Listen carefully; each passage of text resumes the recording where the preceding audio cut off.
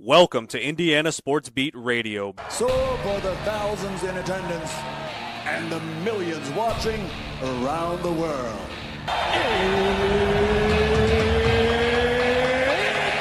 Time! Three on the way. Oh! It went in! It went in! And Indiana wins the ball game! Know your role and shut your mouth, you jabroni! Float game for the win! Ayla's gone. Goodbye. Touchdown, Indy. Woo! IU. America. They got a football team now. It's pretty simple. I win. Google me. You know that I'm the cream of the crop. Now, here's Jim Coyle. Hello, everybody. Welcome aboard another edition of Indiana Sports Beat Radio coming to you here on this Wednesday in November. Glad to have you along, no matter where or how you're listening. It's whether on one of our great radio station affiliates like 97.7 ESPN, the Ref, always the right call in Evansville, up in the region, on the voice of the region, 12:30 a.m., 104.7 FM WJOB, and in Fort Wayne on Fort Wayne's only sports station, 1380 The Fan. Keep it locked right there where you got it. And might as well go ahead and announce it now. Big news coming for Indiana Sports Beat Radio as we'll add a fourth affiliate right here in Bloomington, Indiana. There you go. News is out. Well, Indiana Sports Beat Radio will be coming to you from Bloomington, where we've been doing the show for 8 years. But appreciate everybody. And no matter where, like I said, and if you're on social media, which we have a lot of you are, I know, whether you're following on YouTube or whatever, please hit the subscribe and like button, especially if you're on YouTube. Hit the subscribe and like button. It really helps the show. It helps get it out there. And it's just a great benefit. And we appreciate it. It takes nothing. It takes 2 seconds. So please do that. Glad to have you along. And a lot of people keep asking me for wear the hat. I like the hat. I'm gonna have some hats in for you to you can get if you'd like. But also I'm gonna have some other stuff too. Jackets, Adidas jackets that are coming in. You're gonna love those. But you hear me talk about the Hoosier.com a lot, and it is the go-to site for information regarding IU athletics, especially inside information and whatnot. And if you go to the Hoosier.com between now and the end of November, you'll be in for a drawing for one of these gorgeous embroidered Adidas, the Hoosier.com on 3. See, this one's a zip-up jacket. There are quarter zip jackets. There are all kinds of nice things, but you'll be in the drawing for one of those. You just have to send me, if you subscribe, send me an email so I know to put you in the drawing. All right. Trust me, this pays for the entire year alone of that. Basketball last night, as I know Purdue was in action. Most teams, and I was kind of thinking about this. All right, who are our basketball teams playing right now? They're not playing these knockdown, drag out games, right? Who are they playing? They're all playing mostly. Now there are a few that do get scheduled. I'll grant you that, but for the most part, Purdue beat Evansville last night, 82-51. Kentucky beat Nichols. Nichols? Yes, Nichols. I've never heard of them. 77-51. Now, they'll beat teams during the regular season by that score. It just shows you that while they're just completely overmatched, they're not where they're going to be. Stanford gets by Portland State 89-79. Florida State took on Alcorn State. Texas Tech, Lindenwood. UT Martin knocked off UNLV. How about them apples? But my point being is there's so much made of in college football of pre-conference schedules. Does it really matter? I don't think so. We'll talk a little bit more about that. College football playoff poll out last night. Indiana lands at number 2 in the first one. Not a big shocker. But they're because, like I said, there are things that are coming up that they'll let take care of itself. But let's see, any other college basketball scores? Yeah, there had to be more than that. Maybe not. Oh, that's the top 25. Yeah. Plenty more rather. Just trying to see if there was South Carolina, North Carolina, A&T. No one gives these guys grief for playing these easy schedules. That's what I don't understand.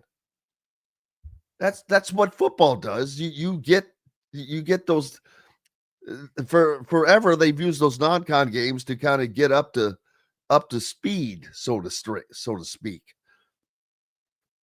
And someone asked that specifically last night in the post after the college football playoff poll was announced. There's a teleconference for reporters, and someone asked about specifically Indiana's schedule. We'll talk about that, like I said. Let's see. I'm looking for any other big name teams that got after it last night. Tons of games. I mean, I cannot even begin to count the number of basketball games that happened last night. Oregon beat Hawaii 60-59. So Hawaii travels to the mainland, baby, and almost steals one against the Ducks. Well, it's here and it's underway. And more games coming at you. Let's see. Today is what? November 5th. There's a ton more games today. Of course, Indiana plays this evening. They take on Alabama A&M to open their season. That's at 8 p.m. on BTN. Indiana is currently listed as a 27.5-point favorite in this game. It's amazing to me that they can put up a line without having much of an idea about the teams.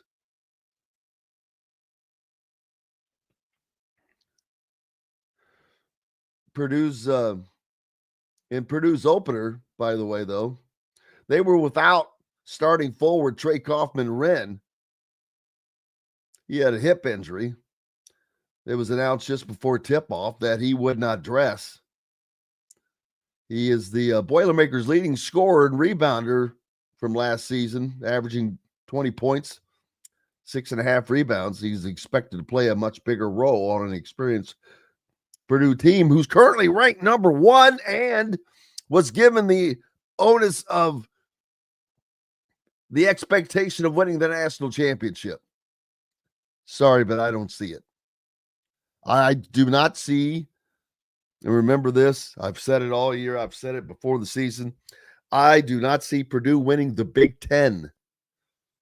Michigan will win the Big Ten. Michigan will go much deeper into the NCAA than Purdue. Purdue might finish second in the Big Ten.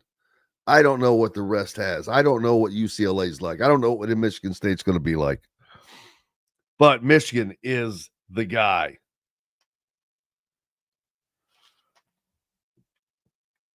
Without question. The guy. You know what I'm saying. They're going to make it happen in the Big Ten. Dusty May has just done a phenomenal job from the word go since he landed in Michigan. It's and it's not going to stop. He's doing a tremendous job.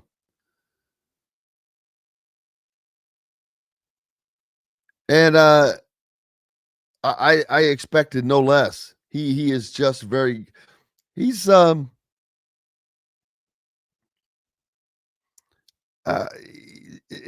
how he goes about business, he's like Kurt Sigdetti, I think. It's all about getting it done, doing the right things, making sure that everything is done consistently, day in and day out. But look at the recruiting effort he's been able to pull in. I mean, look at the team he was able to put together in his first season at Michigan. Bam, he brought that together. And now, in his second year, man, it's lights out. I think I don't think it's going to be close. As far as Purdue winning, as far as Michigan winning the league, in my opinion, I just think they're that strong.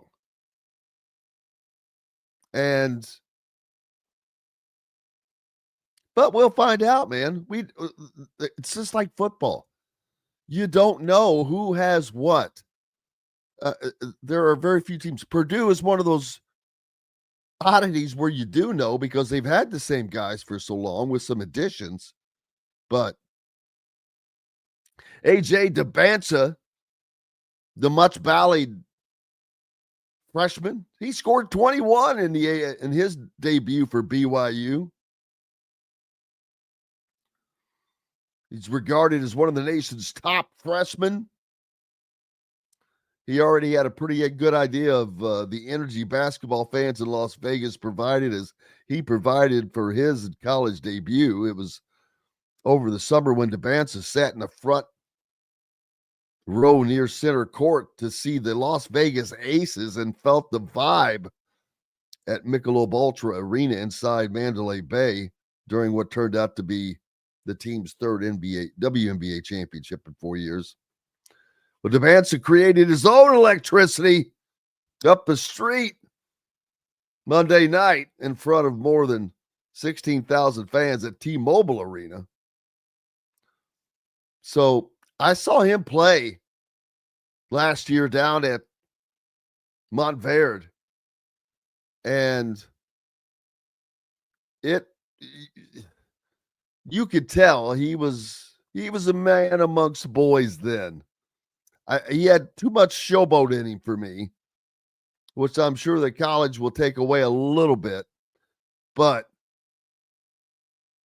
yeah, he has a lot of talent. Probably going to be a one and done. We'll see. But he definitely has the talent. And what is it with BYU? I've asked this before. Where the Mormons been sacking up money, baby, waiting for NIL because they're doing it. They're absolutely doing it. Yeah, it's a little surprising, to be honest with you. It's a lot surprising. Who am I kidding? It's a lot surprising. But that's the great thing about college athletics today. is seeing all of these different teams do so well. Yeah, BYU's got big hotel money, Russell says.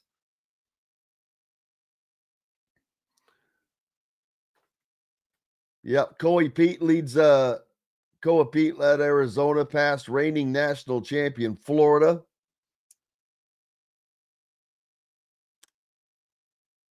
Feeling a bit neglected in Switzerland while playing for the USA 19 and under team, the three-time Arizona Gatorade Player of the Year said he was going to remind people that he was one of the best incoming freshmen, despite not playing in the McDonald's All-American Game Hoop Summit. I feel like I've been kind of forgotten, Pete said during the earlier interviews with Hoops HQ. Why do you care about if you're forgotten or not? I don't get this. Why are you paying attention to that? Why are you not just playing your game? Doesn't mean I see when you've got athletes like this saying stuff like this, they're already paying attention to outside things as opposed to what they're focusing on, what they're supposed to be focusing on. Themselves, but getting better, their team, their teammates. This is a me. Oh, me. I feel like I've been forgotten. Who cares? Do your job and you're not forgotten. But running your mouth doesn't do it. Just do what you're supposed to do and shut up. Yeah, this is feeling a bit neglected. I feel like I've been forgotten. It's the beginning of the season, you jackass. You're a freshman. Crazy. 18-year-old. He scored he led all scores with 30 points and 7 rebounds and 5 assists. Become the second Big Ten freshman to debut with 30 or more points, joining Kansas State's Michael Beasley, who had 32 in his debut back in 2007. You've got the talent. Just play, man. Just play your game. I just don't want to hear 18-year-olds mouthing like that. It just hits me the wrong way. But that's just me. And who cares, right? But you're going to have that. You're going to have that. Kelvin Sampson won his 800th game. And I'm sure it's one he'll remember fondly as they beat Lehigh. Houston beats Lehigh 75-57. Right now, Houston number 2 in the country. He's 800 and 354, including 384 since taking over the Cougars in 2014. Oh, he had a nice run at Indiana. Didn't end well, but had a good record. Adds to it. But Houston's been on the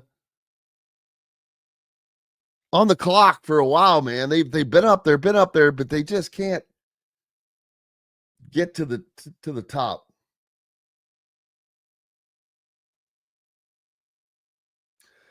Something completely different.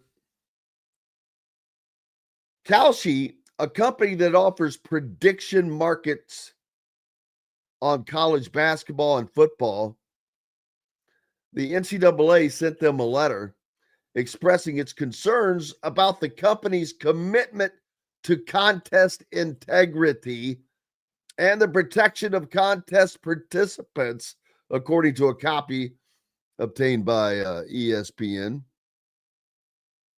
In the letter dated October 30th, NCAA Chief Legal Officer Scott Beerby asked Kalshi how it monitors collegiate sports markets for integrity concerns and activity by prohibited customers, who it considers a prohibited customer, whether it will report integrity concerns to the NCAA and whether the company will cooperate with NCAA investigations. How? The NCAA also asked Kalshi if Kalshi would ban prediction markets similar to prop bets, which the company began offering this fall. So little cross, they're cross with each other at the moment. The NCAA also asked Kalshi in the letter to review language on its website that the NCAA says implies a relationship between them. Kalshi has robust market integrity provisions required by our status as a federally licensed financial exchange. They value the NCAA's feedback and are working on adjusting the language on our site and are currently reviewing and addressing their additional request. What exactly is this? Prediction markets like Kalshi have emerged over the past year and are competing with traditional sports books in the betting market. Kalshi is battling multiple lawsuits by state gambling regulators who allege that the company is violating state laws by offering event contracts that mimic sports bets. Kalshi agrees that it does not fall under state jurisdiction and is instead regulated by the Commodity Futures Trading Commission, a federal agency says. I think I understand this. I met someone not too long ago, very smart individual, a student, no less. If you're going to believe this, I need to take a quick break before I get into this story. But I'll do it as soon as we get back. Hey, I appreciate everybody being with us here on Indiana Sports Beat Radio. Keep it locked where you got it on your radio stations. We're only going to be gone for 2 minutes. We're right back. Great to have you on this Wednesday. Back with more after this. Andy Moore Honda is Bloomington's #1 Honda dealer for a reason. Buy a new Honda and get a 3-month break from car payments. That's right, no payments for 90 days. That includes the all-new, all-electric Honda Prologue, and you get it for just 0.9% financing. Or the 2024 Honda Ridgeline Black Edition or the Honda Accord LX, both for just 1.9% financing. Get more to your door from AndyMooreHonda.com, Bloomington's #1 Honda dealer and your best place for new and used vehicles. If you're looking for a new home in the Indianapolis area, you need Cheryl Sizemore from Brick and Ivy Realty. Cheryl Sizemore has over 2 decades of experience, and that could be the difference in getting the home you want in today's tough housing market. Reach out to Cheryl at CherylSizemooreSells@gmail.com or 317-701-0838. That's 317-701-0838. Let Cheryl Sizemore sell or find your new home today. Huddle up, football fans. Tailgate season is here, and nobody gets you ready for game day like Academy Sports and Outdoors. Swing by your local Academy store or shop online at academy.com to find everything you need, from grills to jerseys and more. Be a watch party legend with gear from top brands like Nike and Under Armour, all at unbeatable prices every day. With 8 Academy stores across Indiana, including our Bloomington location, fun can't lose, and neither can you. Gear up today at Academy Sports and Outdoors. Zach Browning here to tell you about an offer you simply can't pass up. If you're looking for the best coverage of Indiana football and basketball, which includes recruiting, weekly chats, podcasts, as well as access to the best national team out there, then look no further than thehoosier.com. The best part, it's just $1 for the first week. Oh, and did I mention that you get a full year of access to The Athletic when you sign up? You can't beat the coverage, and you can't beat the deal. So head over to thehoosier.com today and sign up for just $1. It'll be the best decision you ever made. Welcome back, Indiana Sports Beat Radio on this Wednesday. Glad to have you. I was getting ready to tell a story about, please tell me I didn't forget. But whatever it was I was looking at, I ran into I was at a dinner with a bunch of Kelly School kids, and this particular one was not in the Kelly School, but we just got talking about betting a little bit, and he started talking about something that he was managing that was contract oriented, and I really didn't understand it, but it was betting, but it's contracts, and it's exactly what this is, apparently. And apparently he's managing upwards of $5 million in this. And I was just astounded. This is a student, people, that is managing $5 million under this. So it's some form of betting is what it is. In March, Kalshi announced a partnership with IC360, an integrity monitor used by many collegiate and professional leagues. The NCAA has faced an increasing number of alleged betting violations by players in recent years. In September, the NCAA announced that a Fresno State men's basketball player had manipulated his performance for gambling purposes and conspired with two other players in a prop bet scheme. In total, the association has opened investigations into potential betting violations by approximately 30 current and former men's basketball players. So we'll keep eyes on that. It's going to be an issue, but I think that the more it is seen that you're going to get caught happens, that will happen less and less, I will think. But yeah, I'm still interested. I've got to learn more about this. This call sheet type of thing. Prediction markets. It's called prediction markets. It's betting, but crazy. How about that IU volleyball team? I got to mention them. And Steve Aird. Ranked number 24 right now. They've already gone out on the West Coast and swept UCLA and USC. Well, now they went to Penn State, one of the dominant programs in all of volleyball. Swept Penn State for the first time in IU volleyball program history in 52 years. And 32 attempts to win at Penn State. They get it done. Congratulations, Steve, and the rest of your team, your coaching staff. The NFL trade deadline saw the Colts get in some action. Two number one picks for Sauce Gardner, adding depth to their defensive secondary. And so instead of becoming a player development team, the Colts, they want it now. They feel like they have the pieces in place to do it, to go forward. Sauce Gardner's only been in the league, I think, 4 years. So already a two-time Pro Bowler. Sounds like a pretty good trade. Just getting better now. That this is a team that has legitimate Super Bowl aspirations. And it is legit, people. I was going to download our friend Kurt Signetti, and we haven't I don't think we've heard from him for the post for the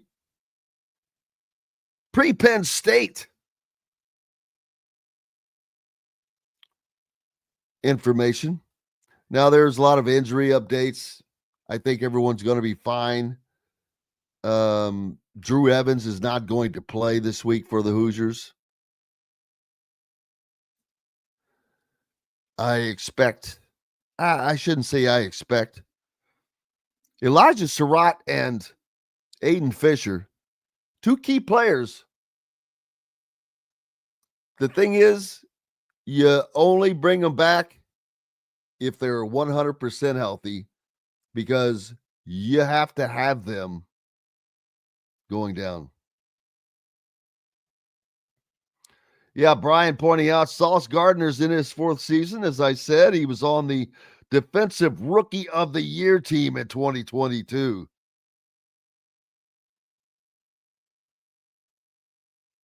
They got a good one. I mean, good pickup. Yeah, I think that Ballard is probably. Jason said that he thinks that Ballard will stay. Yeah, I think so. They're trending in the right direction. Not very few teams fire their GM when you're having a Super Bowl-esque season. And that's what the Colts are having. Maybe there were other things that we don't know going on behind the scenes. That, as far as Chris Ballard. So I'm not going to say, I don't know. We never know. Maybe Jim Irsay was involving himself. But Mike pointing out that the IU women's game is on YouTube. He watched it early this morning. I'll tell you what's not on YouTube. The damn college football playoff poll last night.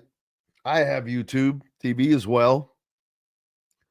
Didn't watch it live, but I pretty much knew how it was going to go. And we'll wait for this week. I've said this over and over. This week's game for Indiana is not only of great importance because of getting the win and needing to beat a team that's winless in the Big Ten. That stuff matters greatly. I mean, I get that this is still a tough ask, but you can't go lose to a team that lost to UCLA, that lost to Northwestern at home, that hasn't won a conference game. Just can't. They're looking for a reason to dock Indiana, I promise you. And Indiana's not giving it to them. But what if they go to Penn State and beat the Nittany Lions worse at home than they lost to Ohio State on the road?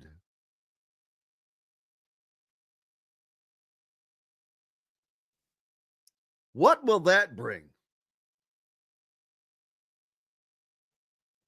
I cannot wait to see, and I hope it happens. I certainly hope it happens because it will bring more intrigue to the CFP. Last night was the first of, like 6, I think. Not a lot of drama, as Ohio State listed at number 1, Indiana number 2. Like I said, Texas A&M undefeated, SEC number 3, Alabama number 4, Georgia 5. Exactly like the AP poll. Now, where we have some difference, starting number 6, you had Ole Miss, then BYU, then Texas Tech, then Oregon. Oregon number 6 in the AP poll, which means they're already in dangerous territory. They cannot afford to lose another game, or that would probably knock Oregon out. Oregon's got to win out. if they're already ninth.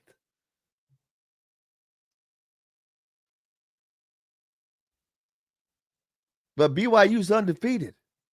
You have to put them there, I guess. Ole Miss is not. Currently, the first round matchups, this will change. It doesn't matter. I don't know why we do this.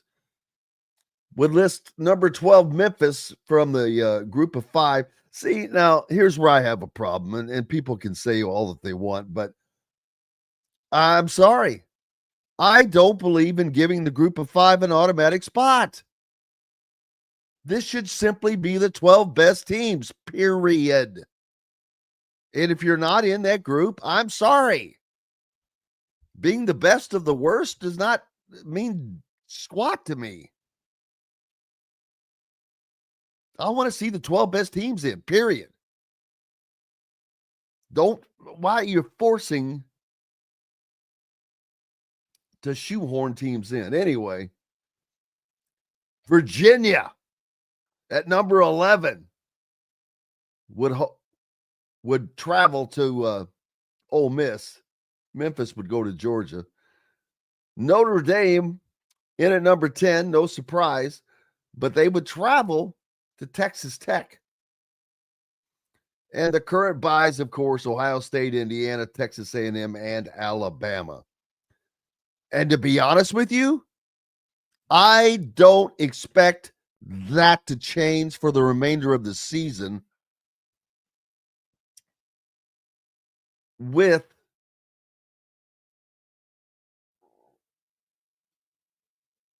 the exception of who's in the number 1 and the number 2 slots. Because the winner of the Big Ten championship will be number 1. The loser will be number 3. So that could change to Indiana, Texas A&M, and Alabama. That's number 4. Probably going to the SEC title game. We don't know yet. But the winner of that game will go to number 2. The loser will remain at number 4.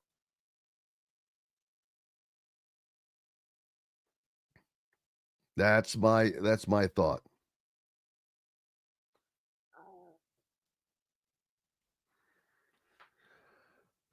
Ole Miss playing the Citadel this weekend in Florida, Jason points out. Yeah. SEC can play all the Putz teams they want, and nothing is said about it. It's funny. Oh, anyway, I'll tell you what. I've got to find the last night on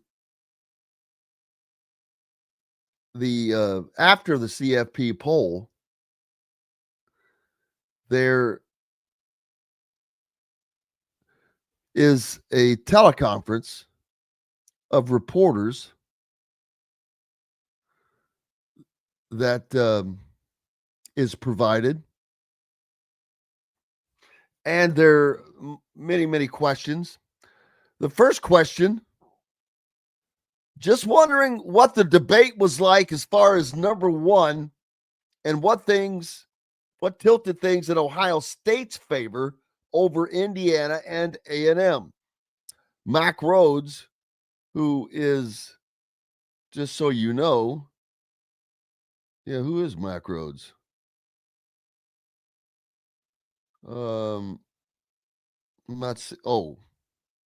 He is the College Football Playoff Chairman Selection Committee Chair. All right. So anyway, getting back to that question, Max says, "Good evening. I certainly appreciate the question." I love when they say that.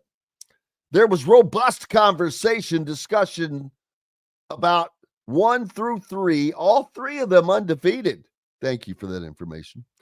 Certainly great conversation and discussion about Ohio State and Indiana. 2 really, really quality teams. 2 teams with really, really good wins. He likes to double dip his words. Ohio State versus number 11 Texas. Okay, now I notice here they listed what Texas is currently ranked. Ohio State versus number 11 in Texas and a win over number 23 Washington.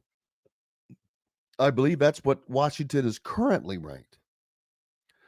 Indiana, number 9 Oregon. I think that's what they were ranked because they're currently number 6.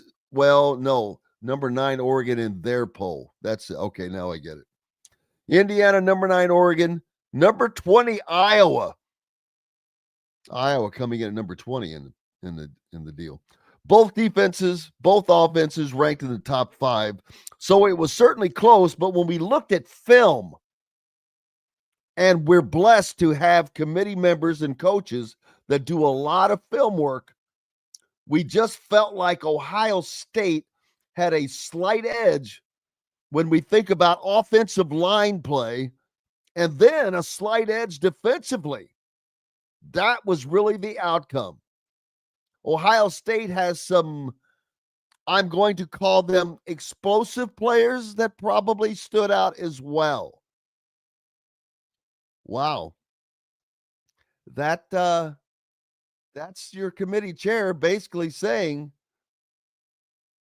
that Ohio State is the best team, period, by watching them.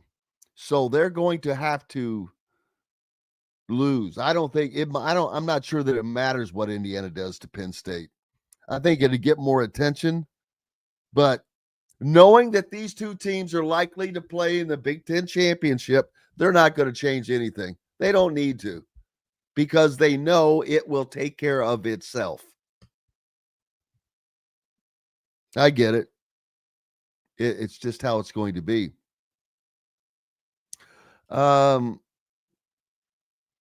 There was another question.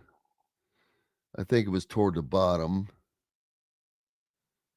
Let's see.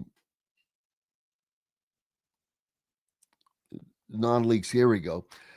As you guys are discussing these teams, as you mentioned the discussion at the top of the poll, when you talked about those 3 teams, did you talk about non-league scheduling and the fact that 2 of those teams challenged themselves, and of course, Indiana didn't?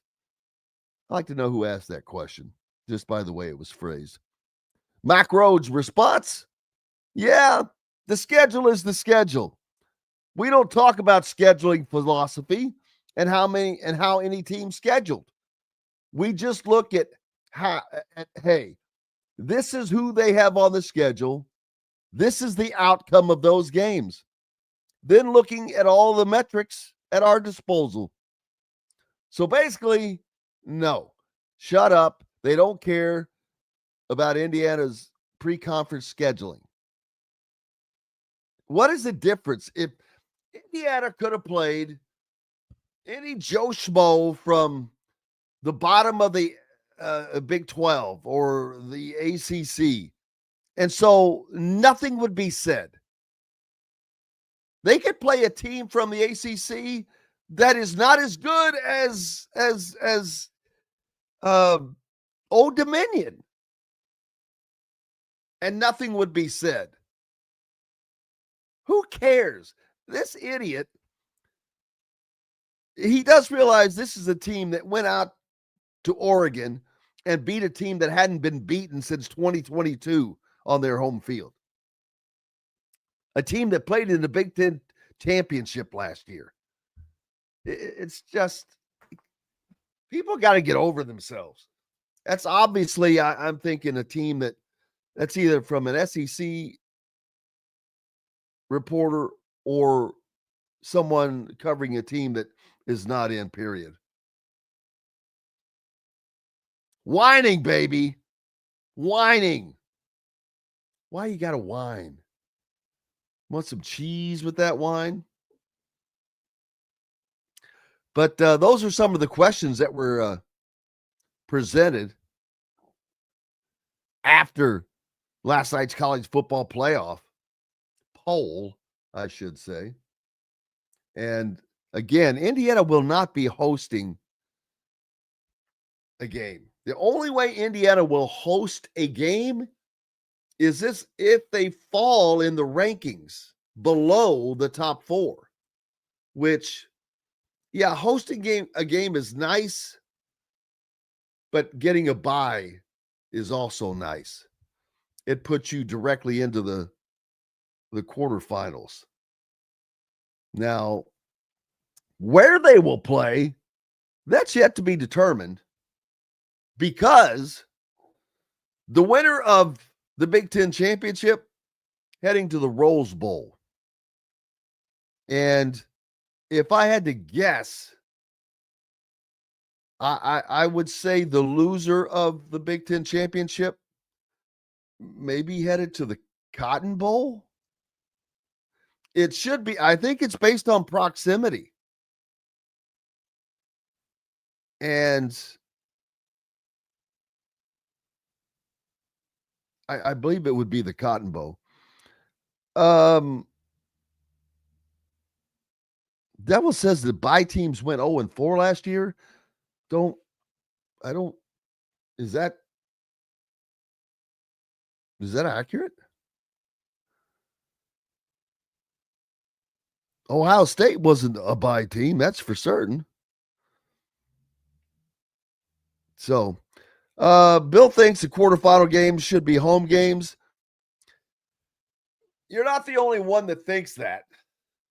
Some people think that all of these games, with the exception of the championship game and maybe the semifinals, should be home games. They are in the NFL, but I'll tell you exactly why they're not right now. The NCAA, or not the NCAA, but college football. That's mind-boggling that's a crazy stat. That is a crazy stat. Bye teams went 0-4 last year. Wow. Thank you for that. Devil D. Yeah. Man, that gives you pause for thinking. And it is having, you get that time off where the other teams, they're playing on the 19th and the 21st of December, which is what, a 2-week break after your any conference championship. And a lot of those teams are playing in conference championships. So they've been off for a while, but they get to play. And then the second time they play, though, they're already back in game mode. Maybe it's better to host a game, to be in that first round. Great stat. Man, that'll stay in my mind. That will stay in my mind.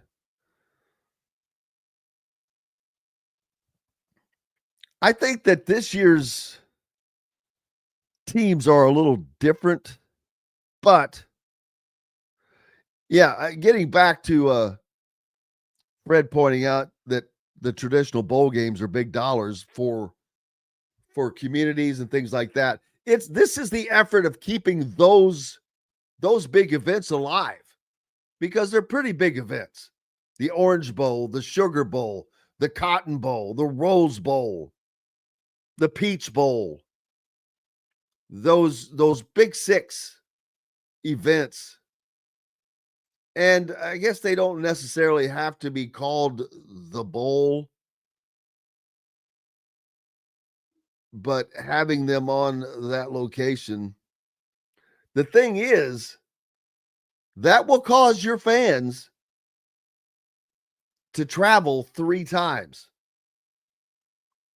Now, if you don't host a game, you travel 4 times. That's a lot to ask of people. Let's be honest. So another reason why having home games for the quarterfinals is a good idea. And if you want to use the bowl games for the semifinals and just rotate them each year, there's 3 that get to be used this year.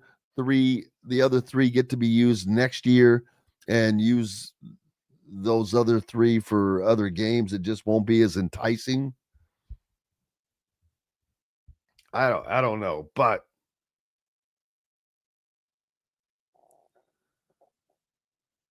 we shall see. But having a bye game, yeah, I don't know if that's better or not. What do you do? Hey, I'm going to take a quick break. Appreciate you being with us. Kyle Neddenriep from the Indy Star is going to join us. We're back with more after these messages. Know a team or group needing a fundraiser? Boost Fundraising raises more money faster and offers the most unique and user-friendly online fundraiser in the nation. Your team receives personalized fundraising pages for each team member. Free team-branded promo gifts shipped to each donor. Boost Fundraising does it all. Sports teams, marching bands, charity causes, and community groups. Go to boostfundraising.com and be sure to enter the promo code COYLE, that's COYLE, to receive a discounted fundraiser. Whether it's a night out with the family, after work with colleagues, or catching the game with friends, Bubba's 33 is the place for you. Bubba's 33 offers a mouthwatering menu of selections that are all made from scratch every day. The portions are big, but the prices are small. And with over 50 big screen TVs, you'll never miss the big game. Bubba's 33, pizza, burgers, beer. Zach Browning here to tell you about an offer you simply can't pass up. If you're looking for the best coverage of Indiana football and basketball, which includes recruiting, weekly chats, podcasts, as well as access to the best national team out there, then look no further than thehoosier.com. The best part, it's just $1 for the first week. Oh, and did I mention that you get a full year of access to The Athletic when you sign up? You can't beat the coverage, and you can't beat the deal. So head over to thehoosier.com today and sign up for just $1. It'll be the best decision you ever made. Huddle up, football fans. Tailgate season is here, and nobody gets you ready for game day like Academy Sports and Outdoors. Swing by your local Academy store or shop online at academy.com to find everything you need, from grills to jerseys and more. Be a watch party legend with gear from top brands like Nike and Under Armour, all at unbeatable prices every day. With 8 Academy stores across Indiana, including our Bloomington location, fun can't lose, and neither can you. Gear up today at Academy Sports and Outdoors. Welcome back, Indiana Sports Beat Radio on this Wednesday. Glad to have you along. Looking forward. Kyle Neddenriep from the Indy Star join us here in a little bit. Now, it's double dip season. Kyle, I was just talking about it. It's becoming double dip season for everybody. Crossover season is the favorite name for it, as football, basketball going full tilt right now, and man, is it ever. You've got high school action that is going, we've got college action that is going, and it is just nonstop, and it will be wall to wall as we get going. Indiana kicking things off tonight with Alabama A&M, and then on Sunday they travel to Chicago to take on Marquette, and the high schools football deep into playoffs right now. Kyle, how are you, sir? Doing well. Not sure what's going on with my camera this morning, but we can proceed. Yeah, it's going well. So it's fun to see the start of college basketball and seeing some familiar names from guys I've covered over the years start their season this week, and it won't be long before we get to the high school season too. So yeah, we're getting there. Any names that had a good debut? I mean, noticeable definitely with Jack Benner, who didn't play last year, obviously, but definitely curious to see how he would come out last night. And nobody else, everybody else on that team, I think you're kind of expecting to play well, who did. But yeah, Benner was a curiosity, I think, for a lot of people, just because he hadn't played last year and had been a year off, and I think had been spoken highly of by Kaufman, Wren, and some of the others on his team, but we hadn't really seen him do it in an actual game. So, it was good to see him get off to a pretty good start last night. Yeah. Why did he not play last year? I mean, I think it was just mostly they just didn't need him. That's what I thought. So yeah, I think that was the plan. Even coming out of high school, they were pretty honest with him up front about redshirting his freshman year and being ready the next year. And he did have some injury stuff too, I know, throughout the summer of that year that probably kept him from getting into the mix. But I think it was pretty much the plan all along, was to most likely to have him redshirt that first season coming out. Yeah, now we got college basketball going, high school not far behind that. But before we get to there, the Indiana high school football playoffs are rolling now, and I talked earlier in the week about that after this weekend. But a lot of big games, but more big games coming up this weekend as the regional. No, this is the sectional championship, right? Or was that? Yeah, it is sectional championship night. Okay, so we've got a lot of teams that will be eliminated by the time this weekend ends.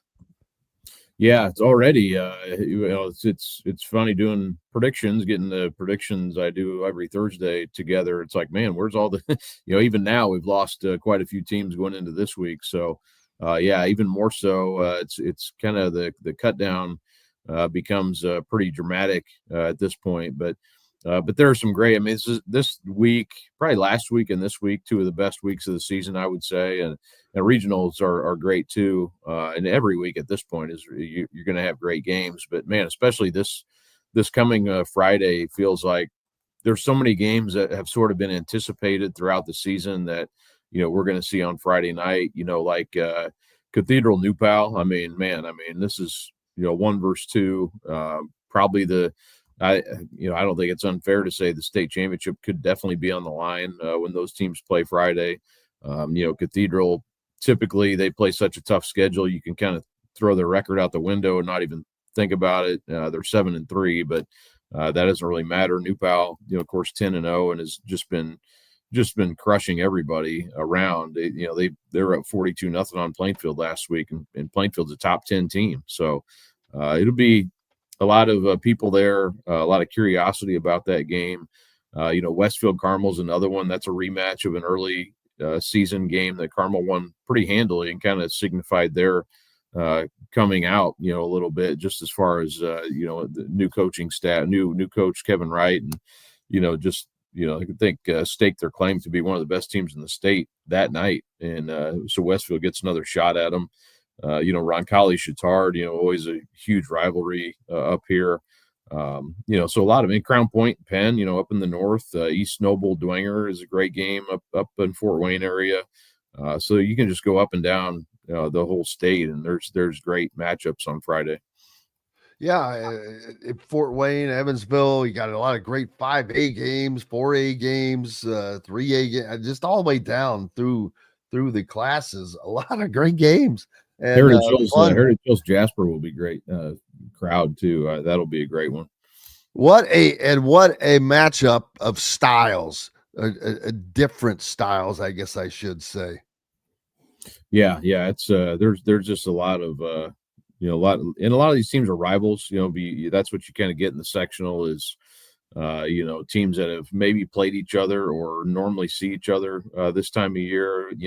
There's a lot of schools. That it's regional rivalries in this round a lot of times. So not always the case. Sometimes you have kind of weird matchups or a little bit more spread out, I would say. But, there's a few around that, are a little bit that way. It's kind of, Lawrence Central, Decatur Central is a matchup you don't, normally think of. But that'll be a fun game, a high-scoring game. But then you have the Mudsock rivalry, HSC and Fishers, playing each other. Those teams seem to play every year twice. Avon Brownsburg's another county rivalry, Hendricks County. Triton Central LaPel has been a great series. These teams hadn't met until last year for about 9 or 10 years, and then they've been two of the best teams in our area in 2A. So a lot on the line, obviously, but yeah, it's going to be fun. I mean, I can't wait. Hopefully the weather, I think, looks like it's supposed to rain maybe during the day and then clear off last I saw. So hopefully that doesn't affect anything as far as the fields go and keep people away. But yeah, it's you can't miss with a lot of these games. Yeah, and there are going to be a ton of fun the sectional and regional championships sometimes are some of the best games in the entire tournament, it seems like. But that could be said for a lot of things. But man, that's why you go now. Some of the best games are going to be played right now in the next couple of weeks. Yeah, another thing to watch is Miles McLaughlin from Knox, and he broke the all-time rushing record last week, the state rushing record. As a quarterback, how the hell do you do that as a quarterback? Well, he runs more than a running back, so that's he doesn't give the ball up. I guess that's how he's a quarterback, and he gets the ball first, and he's like, "The hell with you! I'm keeping this rock." Well, and it works. It works really well. They haven't lost yet, so whatever they're doing, I had a chance to go up there and watch him practice, and it's like a zone read, but he'll ride the running back, and then obviously a lot of times he's keeping it and reading, and it is pretty. It's kind of an intricate deal that they run there. I mean, you would think defenses would kind of just collapse on him and make him make it hard for him at the point of attack, but even the best teams they've played haven't been able to slow him down. Griffith was a really good team last week, he just and he runs a lot. I mean, he carries the ball a lot, and he does throw a little bit, not much, but yeah, he's it's cool to see. Derrick Henry actually talked about him yesterday on Kay Adams' show.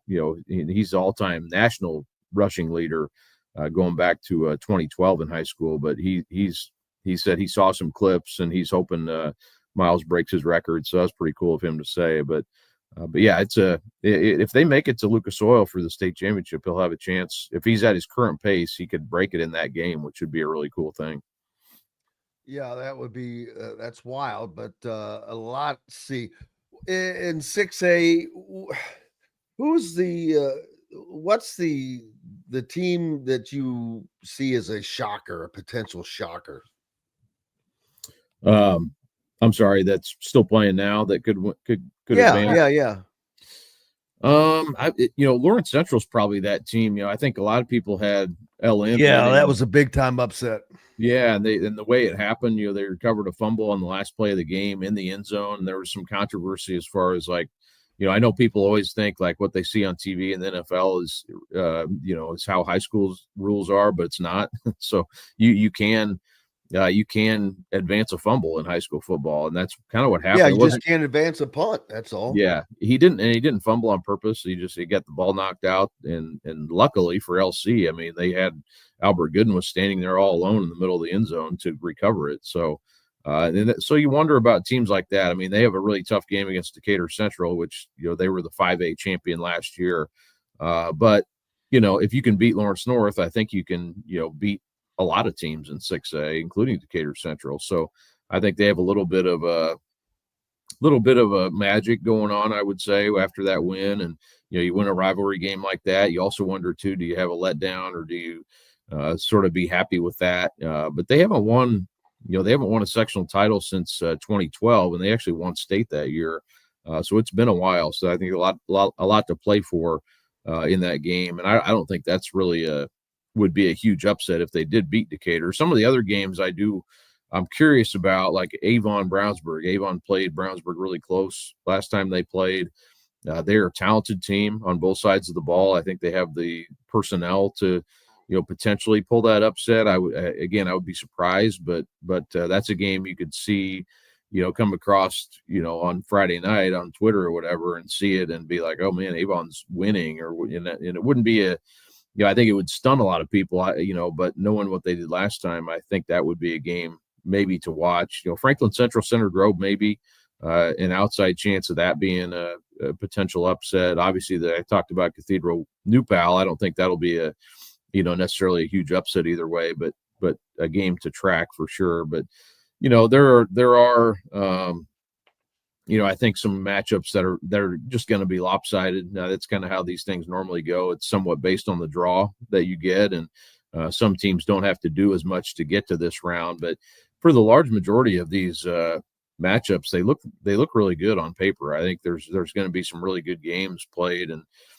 some games that are pretty even that could go either way. But yeah, I mean, there are, I would say, maybe another one could be Whiteland, East Central. Whiteland's been playing really well here of late. East Central's kind of been a power, but they're also playing up in 5A after the success factor moved them up. So they're actually a 4A team playing 5A. So, I think Whiteland will have a chance, especially they're playing at home for that game. So that should help. And that's one of those that the schools are kind of spread apart in that sectional. So getting the home field for this round, I think, will be beneficial for Whiteland.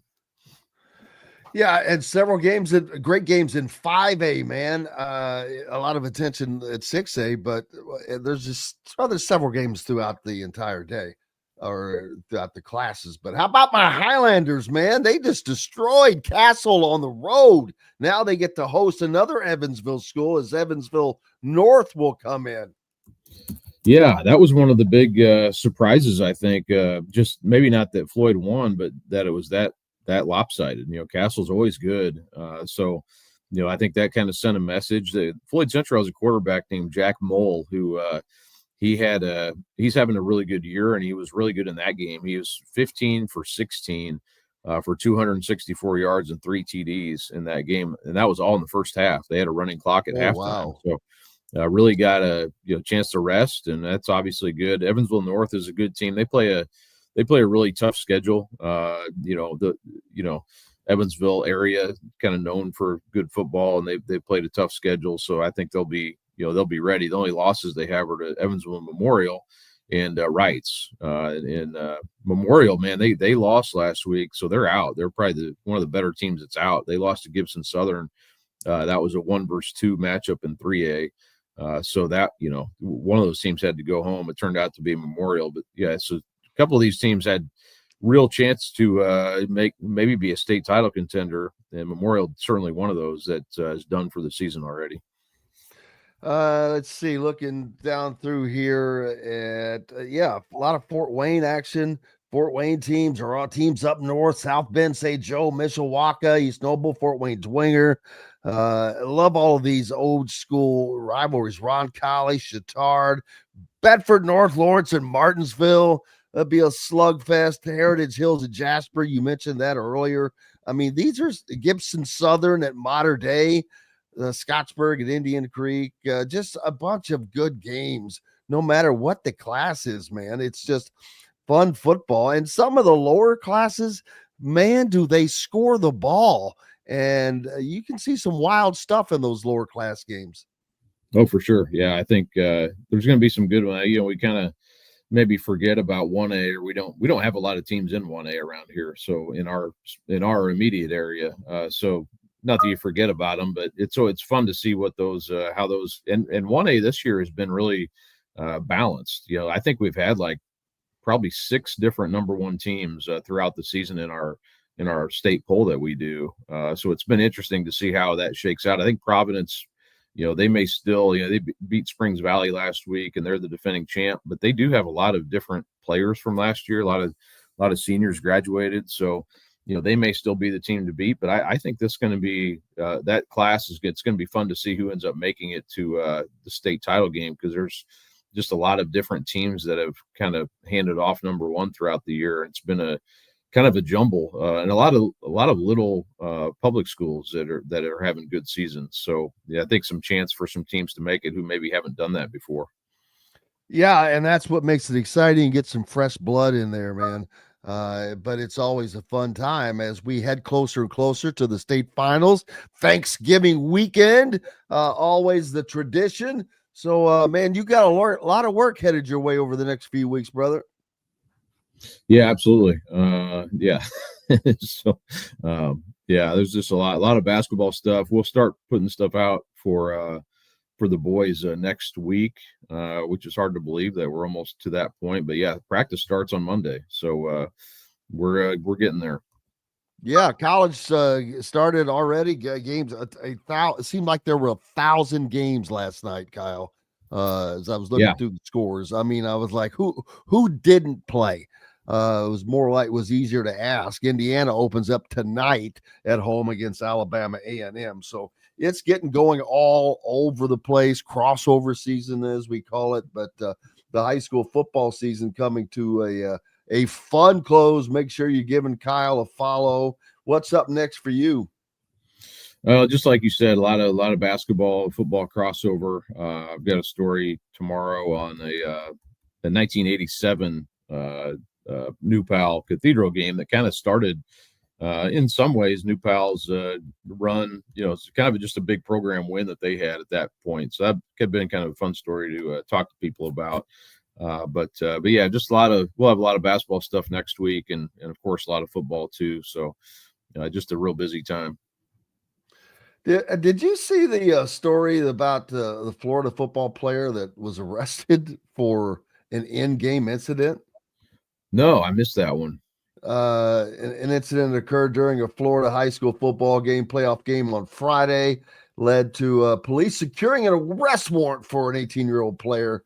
On Tuesday afternoon, the Fernandina Police Department has an arrest warrant for Bell High School player who struck a Fernandino Beach High School player at the end of a play Friday night. Video captured the two players getting into a shoving match. What are we doing here? I mean, how do you single that out? Yeah, that seems like there's more to the story there. So probably is. We'll see. But appreciate you, my brother. Make sure you're giving Kyle a follow. Enjoy your weekend. You bet. Thanks, Jim. Appreciate it. You bet. Kyle Neddenriep joining us here on Indiana Sports Beat Radio.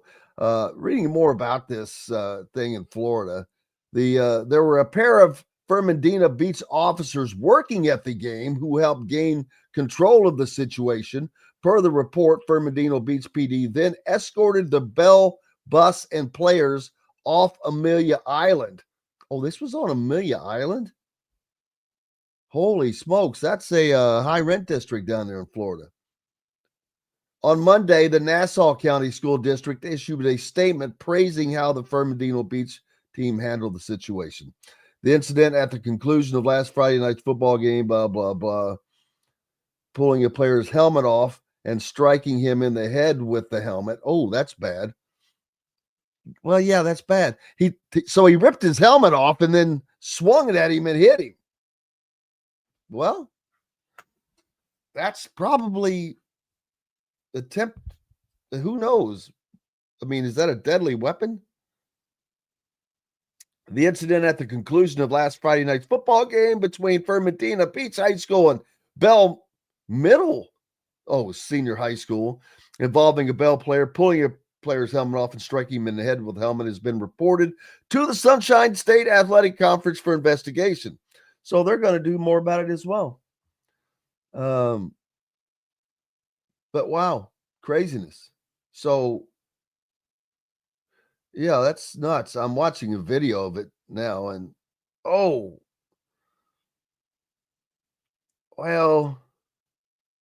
yeah, I think he hit him in the face with it, and then he immediately dropped it. But hey, man, yeah, I've never heard of such a thing. Rough deal. But the sands of time continue to roll on. Yes, they are hard and they can kill. Trust me, I know, man. They are hitting it. It is battery, but you never see that. I mean, we've seen that happen in the NFL.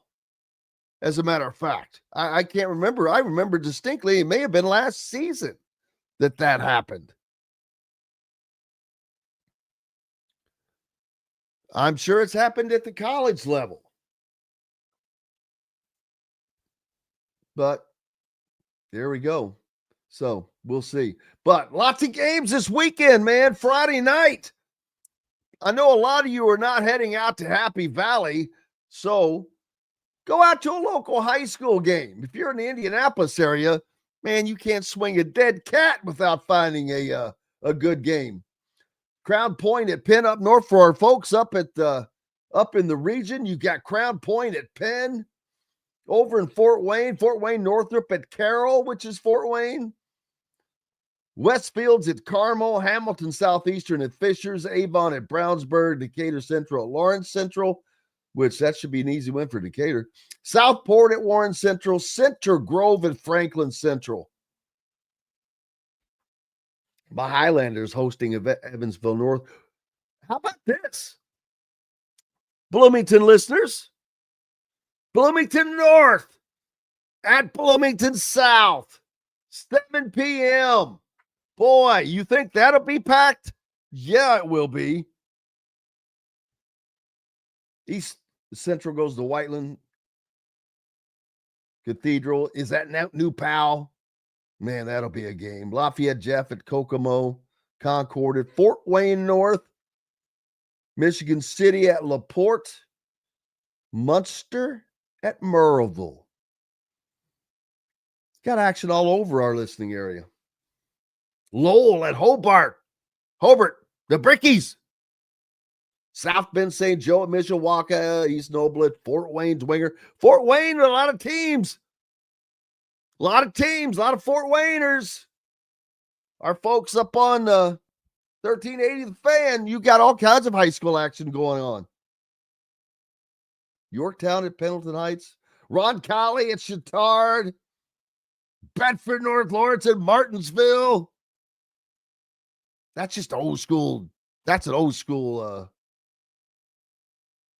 fist fight, as I call them. Heritage Hills at Jasper. Woo! Another Fort Wayne Lures at Miss what do you say, Massinawa?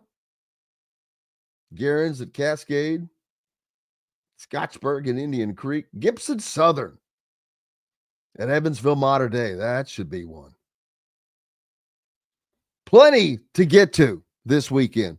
Go out and watch yourself a high school football game before the big games come up. We'll take a break. Lots more. We'll talk about plenty of college football and the trade the Colts made. Sauce Gardner. What does that do? Great. I think that's actually a great trade for the Colts. I know they gave up 2 first-rounders, but that says they're planning on winning. Now that they have the pieces to win now, they don't need to develop at the moment. Back with more Indiana Sports Beat Radio right after these messages. If you're looking for a new home in the Indianapolis area, you need Cheryl Sizemore from Brick and Ivy Realty. Cheryl Sizemore has over 2 decades of experience, and that could be the difference in getting the home you want in today's tough housing market. Reach out to Cheryl at CherylSizemoreSells@gmail.com or 317-701-0838. That's 317-701-0838. Let Cheryl Sizemore sell or find your new home today.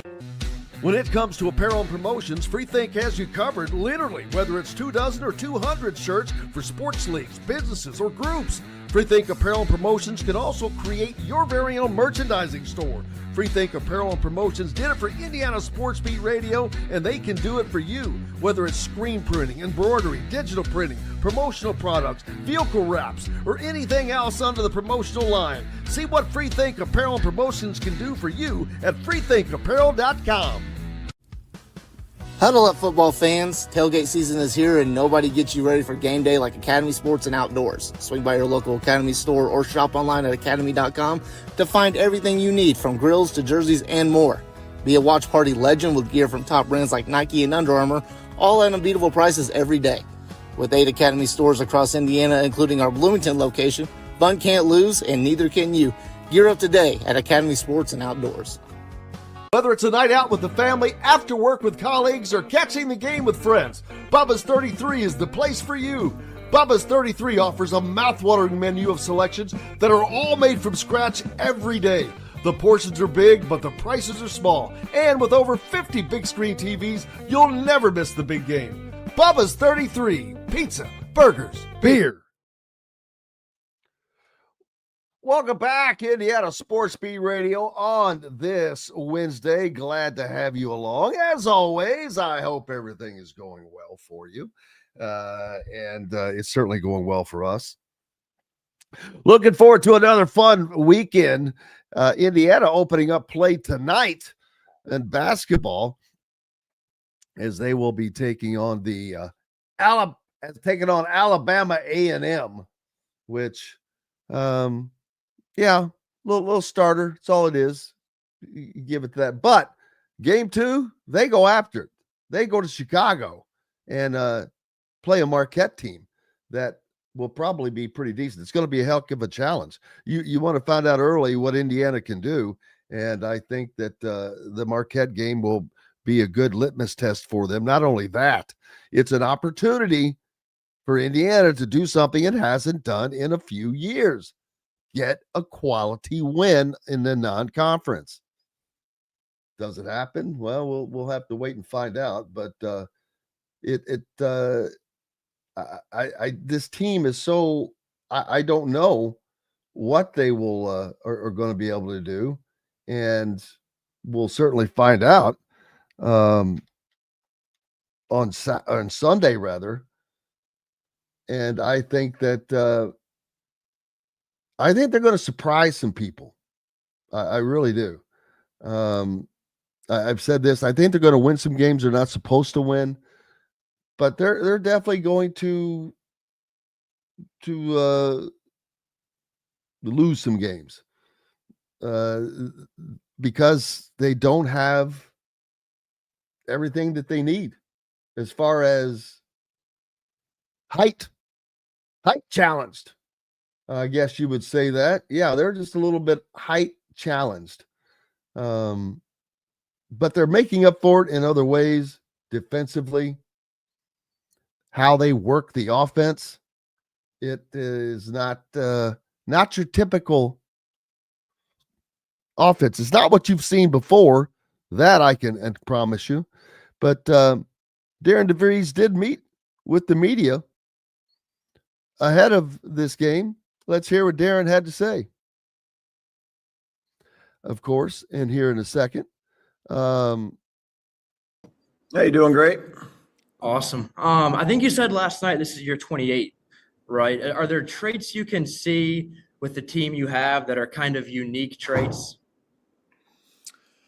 Yeah, I mean, every team has kind of its own identity, in its own way. But I think this team, at least to this point, now we haven't played many games. We've had some exhibition games in Puerto Rico, but this team has a really good feel for kind of our motion offense and have really shared the ball well in practice. And I'm excited about that as we continue to grow as a team and play. Some more games. The way these guys have shared it and moved it has been really impressive in practice. We'll go Alex and then Mike Schumann. Thanks for the time, Coach. Appreciate it. I'm just curious. I was looking just from watching the Baylor exhibition and kind of looking through some of the stats. And Tucker and Lamar, I think, combined for 9 assists, and 5 of those were to each other. It seems like those two in particular have had pretty good chemistry. I'm curious if that's something you've noticed as well, those two playing together, and where does that come from? Yeah, I think those guys do play well off of one another for sure. I think we have multiple guys that do. I think Tatum's done a really good job as well. And we just had practices last week. One day he had 13 assists, 1 turnover. The next day it was 10 assists and 2 turnovers. So I think those guys all play well off of each other. And Lamar and Tucker, they're a little unique just because of their ability to, screen for one another and set each other up for, flare opportunities and stuff. So I do like the chemistry that those guys have so far. Mike and then Pete. Hey, Coach. I wanted to ask you about the 2 Puerto Rico exhibitions and the Baylor game. The common denominator there seemed like you guys came back from big deficits, and it seemed to me like the defense is what really kind of flipped the script in those games. I'm curious, do you agree with that? And how much of that is like, those games not being scouted to where you kind of had to figure out in game what teams were trying to do versus you guys just needing to be better at the start of games? I would say it's a little bit of both. I would actually lean more towards us just being a little better, a little more connected defensively. I thought in the second halves of all three of those games you mentioned, we were a lot tougher on the ball. We were a lot more physical. Even we were a lot more disciplined. Sometimes you think being aggressive, being tough, being physical is just denying everywhere and getting all spread out. And I thought what we did a good job of was increasing our physicality in those games, but still remaining, with some gap discipline when we needed to and protecting one another. So more of a, 5 versus 5 defense instead of just a one-on-one defense. Pete and then Ravi. Yeah. Hey, Coach. What are the 2 or 3 things you're hoping to see from tomorrow night's game? What really intrigues you to see what's going to happen? Yeah, I think number one is we just want to, set the tempo, for both sides of the ball for full 40 minutes. We've talked about just, the 3 games we got behind. You can't put yourselves in those positions over and over again and expect to be successful. So we got to put a better full 40 minutes together and specifically a better first half, getting off to a better start. And that's going to be huge for us all year. But that's probably number one. Getting off to a good start, and then just play how we've been practicing. That's probably number 2, just making sure that ball continues to move. We get good player movement as well as the ball movement on the offensive end, and then defensively, just being connected and being physical and being tough. Thank you. Ravi and then Niz. Yeah, Coach, I just want to get your thoughts. If Nick Dorn is available in the opener, just what are some lineup options he gives you guys, and not just about the opener, but just as he becomes more integrated into the lineup, his minutes increase and all that? I think the greatest thing with Nick is he can really shoot the ball. So he just gives you automatic floor spacing. I don't, really get into kind of what position he's at particularly out there, but he's just out there. And he's another guy that can go get 3, 4, 5 in a row, and we've seen that in the short period of time he's been practicing. He's just one of those guys that has an extreme confidence in his ability to shoot the ball, and he gets it off fast. He's a big guy. He gets he's tall. He gets it off, and like I said, when you got that type of confidence, that's a big plus for us to have him out there. Niz and then Trevor. Yeah, Darren, if you had a chance, I mean, I know it's been kind of a whirlwind, 7-8 months, just to reflect now with the opener here, what this means for your kind of coaching journey and kind of be on the stage now and the it being here. Yeah, I'm really excited. I know our players are excited, but I think myself and our staff would be kidding if you didn't recognize the significance of your first regular season game in Assembly Hall, and we can be more pumped up to get out there and showcase what our team's been working on and have them go out there and play the way that we expect them to. So we're excited as a staff, we're excited as a team, and ready to get rolling. Trevor and then Quinn. Yeah, Darren, you mentioned establishing the tempo tomorrow night. It seemed like it was a little bit slower against Baylor. Was that the defense kind of dictating that, the Baylor defense, or something else? And then how do you kind of judge the tempo and pace that you want to be at and for each game? I think there is a combination of factors. We've talked about our depth right now is, we got some guys on the sideline, so we weren't able to go as deep as we would like in a rotation standpoint. I think the second piece is sometimes when you think about tempo and pace, it can be a little misleading.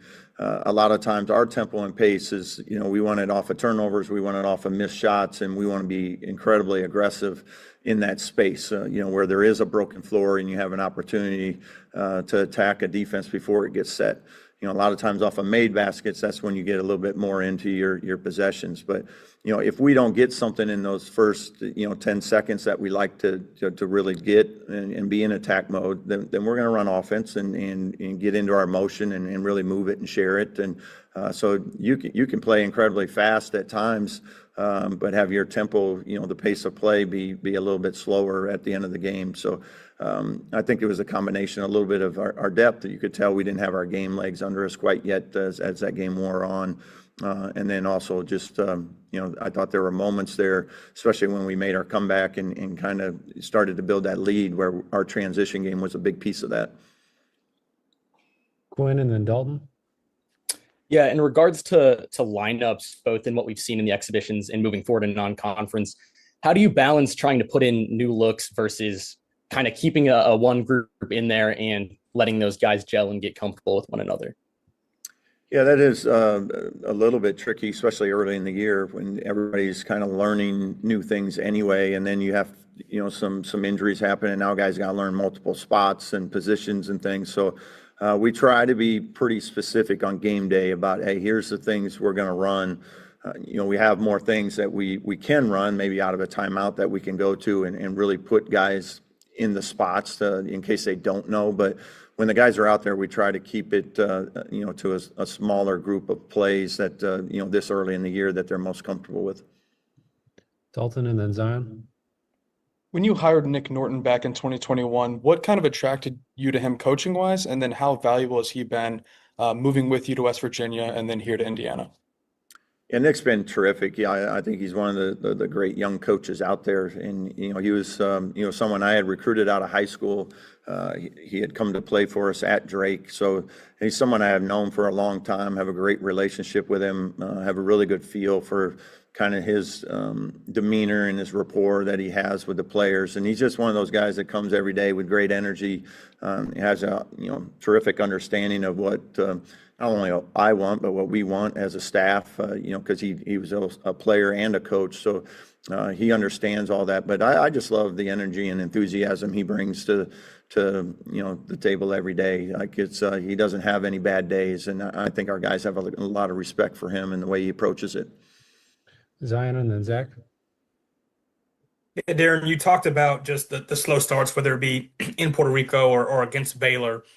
When you see something like that before the season even begins, how do you kind of try to make sure it doesn't become a constant trend with your team going forward?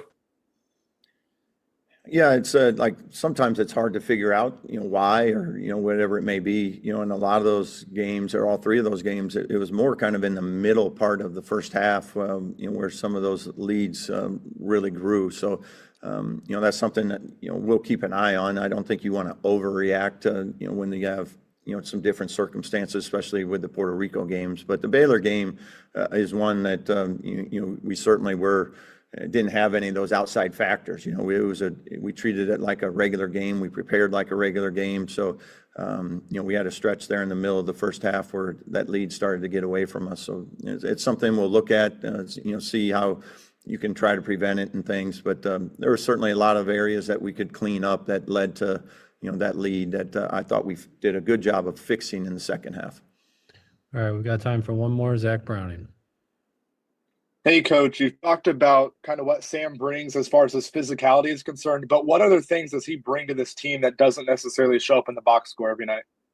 Just his energy and enthusiasm. I think Sam, plays the game, with a little fire in his belly. So that's fun to see. That energy, enthusiasm, that joy for the game is something that's contagious. And, that's one of those that doesn't show up on a stat sheet that as a coaching staff, I know we really appreciate about him. All right. Thanks, Coach.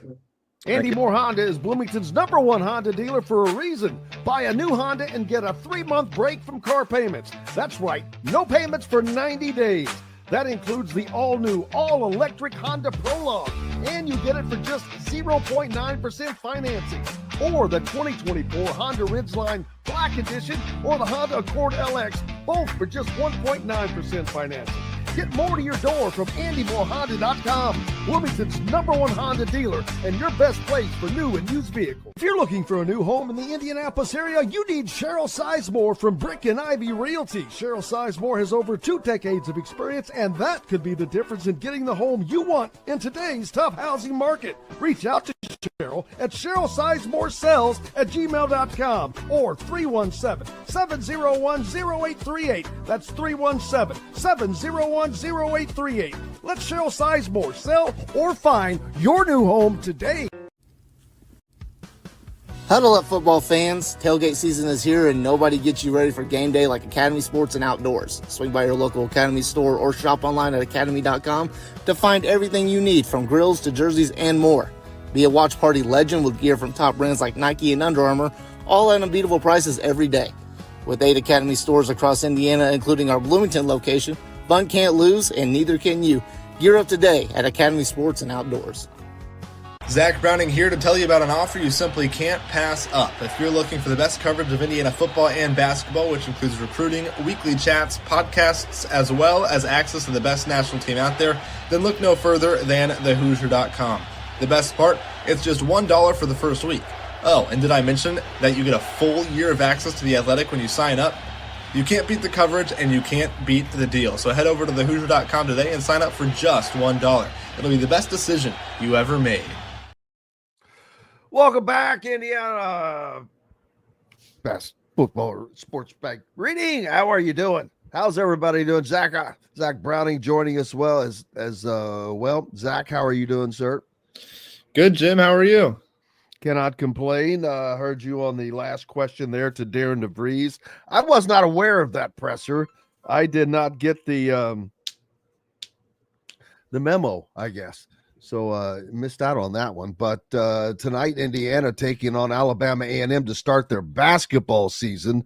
We've got football season at full froth right now as well. We'll quickly talk about Indiana A&M taking on Alabama A&M tonight at Simon Scott Assembly Hall in their opener, which is good that they can squeeze that one in because on Sunday they've got a matchup with Marquette that will give us a good litmus test of this team. Yeah, this is obviously a way to start the season. It's not kind of been like this the last couple of years for Indiana. Indiana going and playing a tough non-conference team this early in the season. You know, it's just the second game of the season that Marquette game will be. But you look at this Alabama A&M team, it's not really a tune-up. I mean, this is a quality team in Alabama A&M, obviously a Division I opponent. They obviously aren't as good as Baylor or anything like that, but this is really Indiana's been playing for a while now. They've been playing with each other for a while now. You go back all the way to the summer. You get extra practices with that Puerto Rico trip. The Puerto Rico trip itself, you played some good competition and some exhibitions there. You've got the Marion exhibition under your belt, the Baylor exhibition under your belt. So Indiana, they've played a lot with each other. They've played a lot together so far this summer, more so than an average team has in the offseason. So while, yes, Indiana is one of, I think, 7 teams that has no returning points from a season ago, this is a team that, as Darian DeVries has said, as Connor Enright said on the radio show on Monday night, this is a team that has gelled together well and has come together well, and they all care for each other. And this is a team that has established in year one of the Darian DeVries era what Darian DeVries called a good culture heading into the regular season. So that culture will be put on display. We'll see what Indiana looks like. We'll see the 3-point shots. We'll see the fast breaks. We'll see the up-tempo offense. We'll see what all of it looks like in the regular season. Games start to count. I'm looking forward to it. Yeah, me too. And just to see those guys get out there and get after it. Really looking forward to Sunday's game against Marquette. Not putting the cart before the horse, but what will Marquette bring? What's the challenges Marquette will bring to this Indiana team, who we already know is a little bit height challenged, and that's where they're going to have trouble with teams, is when you have athletic guys that are athletic and have length.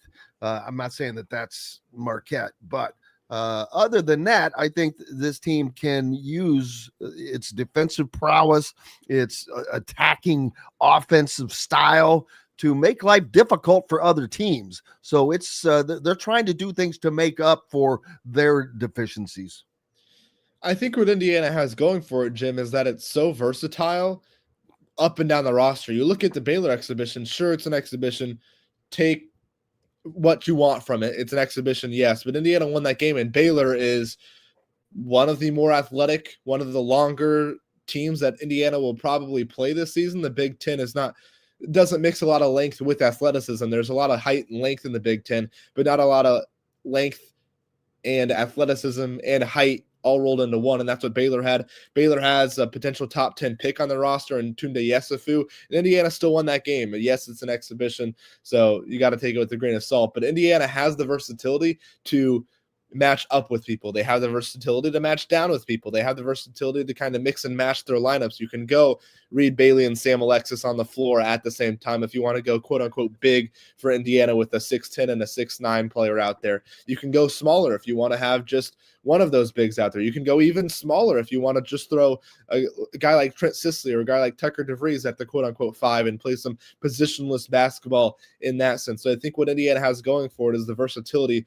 where they can do a lot of different things. If you're getting destroyed inside and need some bigger coverage, need some help in the paint, need some help on the glass, bring in Sam Alexis, play him alongside Reed Bailey, go tall, go big with some of those lineups. If the game's slowing down, if the pace isn't what you want, if you're Darian DeVries, go fast, pick up the tempo, put in a couple more guards. I think that's the versatility that Indiana's going to have to use. They're going to have to be like a chameleon this year, Jim. They can't necessarily go into any game with a set game plan and have to try and stick to that game plan night in and night out. If at one point in the game it calls for more shooting and you go 5 out and you go no Reed Bailey, no Sam Alexis, and you just go 5 3-point shooters and you push the tempo and you worry about defense kind of secondarily, maybe you're at a point in the game where you need to kind of slow things down. You did a little bit more rim protection with Sam Alexis. That's when you kind of can change lineups. So I think Indiana's going to have to be versatile with their lineups, versatile with how they play, and kind of switch things up on the fly. And I think that's why Darian DeVries has built the roster the way that he has. Yeah, and we'll certainly find out how it gets going. Purdue, number 1 in the country, already with a win under its belt last night as college basketball gets in abundance with, like I said, it seemed like 1,000 games last night, but more coming up this weekend in Indiana. We'll be there to cover that as well. But before that, Indiana travels to Happy Valley to take on the Penn State Nittany Lions in an effort to go 10-0 for the second consecutive season, and coming off the heels of the first college football playoff poll released by the committee last night. No shocks there at the top. Indiana coming out at 2. There was some thought that, man, could they be number 1? Do they have a better resume? Yeah, I think that they do. But in reading the post meeting teleconference with reporters, one of the things that they mentioned was they watched film, and in watching film, they decided that Ohio State is better than Indiana, period. That they have a better offensive line, that their defense is a little bit better, which I don't know how you're really judging that. If you're going off the points, you're talking 3 points per game difference. So that's a weird comparison to me, but I understand not moving them. You know what? They're the defending champion. And so to take a king down, you've got to take him down, and they haven't done that yet. But obviously, it's the Big Ten and SEC at the top, Zach. Zach Browning from thehoosier.com with me right now, with Indiana and Ohio State, along with Texas A&M and Alabama.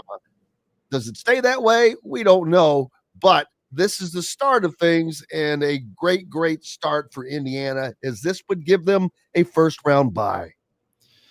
Yeah, it's weird. The selection show beginning last night on Tuesday, it didn't mean a lot for a lot of programs. There's some teams that really needed to know where they were at, like Notre Dame. Notre Dame found out that they are probably going to make the college football playoff last night because if they're number 10 right now, they're not going to lose the rest of the year. So Notre Dame found out that they're probably in the college football playoff last night. If you look at Texas found out they are closer than some people might have thought. They have a little bit of ground to make up. Just keep winning some games. Texas found out where they stand. Miami, Florida, they found out where they stood. They probably are not going to make the college football playoff. But if you're the teams at the top, if you're Indiana and Ohio State, if you're Texas A&M and Alabama, last night really meant nothing. Their seasons, their seedings, where they're at in the college football playoff eventually will be determined on championship weekend. It'll be Indiana and Ohio State most likely in the Big Ten championship. It'll be Alabama and Texas A&M most likely in the SEC championship. And the winner of those games will get the higher seed between those two teams. If Indiana beats Ohio State, Indiana's going to be the number 1 team in the country, probably. If Alabama beats Texas A&M in the SEC championship, Alabama will obviously be ranked ahead of Texas A&M. That wasn't the case last night on the selection show. So for those 4 teams at the top, for Indiana, Ohio State, for Texas A&M, Alabama. It's all about taking care of business the last handful stretch of the season. Obviously, Texas A&M and Alabama have a little bit more of a difficult schedule down the stretch than Indiana and Ohio State does. Ohio State obviously can't lose to Michigan this year. That would not be good for the Buckeyes' case for the number 1 overall seed. But realistically, the buys, those 4 teams have separated themselves enough to where no matter what they do, if they make their conference championships, win or lose that conference championship, those 4 teams are probably going to have the buys, barring anything crazy from an undefeated BYU team that wins the Big 12. That's a conversation for another day, though. But those 4 teams have probably locked in the buys for the most part right now. It's just a matter of seeding them 1 through 4 based on how they perform in their respective conference championship games against each other. Yeah, I've said over and over that if things hold serve and Indiana plays Ohio State for the Big Ten championship, the winner is number 1, and the loser would drop to only number 3 if they go into that game undefeated. I truly believe that. And then the same with the SEC. The winner and the loser will take 3 and 4, with the exception of wondering if, let's say, Alabama lost to Georgia. And I don't know that they hold on to that 4th spot, because that would be a second loss for them. And you'd have other SEC teams that didn't make the conference championship, though, that have a better record.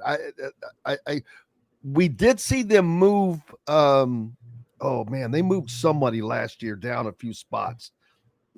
And I think that Alabama might, or whomever, if it's, but both Georgia also has a loss, right? To Alabama, yes. They've already played each other, John.